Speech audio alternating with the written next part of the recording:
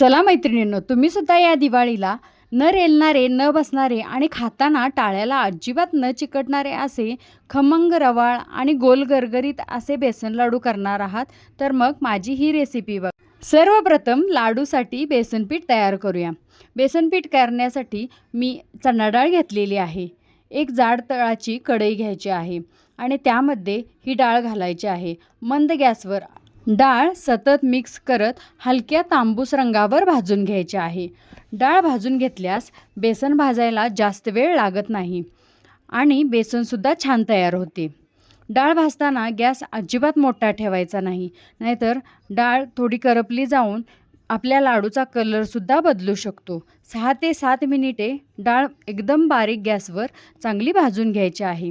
डाळ भाजून झाल्यानंतर थंड करून मिक्सरमधून किंवा गिरणीतून रवाळ अशी दळून घ्यायची आहे.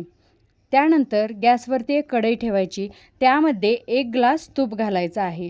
तूप तापल्यानंतर त्यामध्ये 4 ग्लास होईल एवढं बेसन घातलेलं आहे.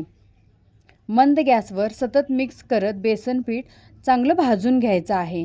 सुरुवातीला बेसनपीठ संपूर्ण तूप शोषून घेते.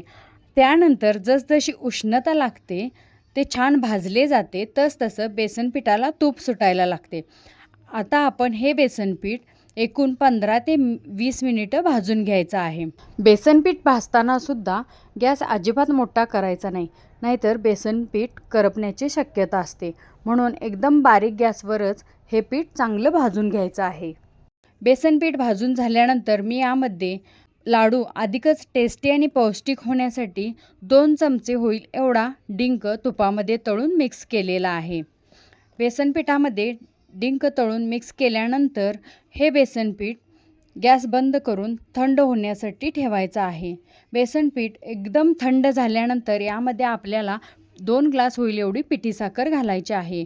पिठी साखर जर बेसनपीठ कोमट असताना घातली तर पिठी साखरेला पाणी सुटून मिश्रण पातळ होते आणि आपले लाडू गोल गरगरीत होत नाहीत, आकार चांगला येत नाही. त्यामुळं हे मिश्रण एकदम थंड झाल्यानंतरच यामध्ये तुम्ही पिठी साखर घाला. पिठी साखरेचा पांढरटपणा संपूर्णपणे निघून जाईपर्यंत पिठी साखर पिठामध्ये मिक्स करून घ्यायची आहे. आपण जेव्हा पिठामध्ये पिठी साखर घालतो त्यावेळेस वेलची पूड आणि जायफळसुद्धा घालायचं आहे. पिठी साखर छान अशी मिक्स झाल्यानंतर आपल्याला याचे गोल गरगरीत असे लाडू वळून घ्यायचे आहेत. अशा प्रकारे रवाळ आणि टाळ्याला न चिकटणारे, न रेलणारे असे आपले बेसन लाडू तयार झालेले आहेत.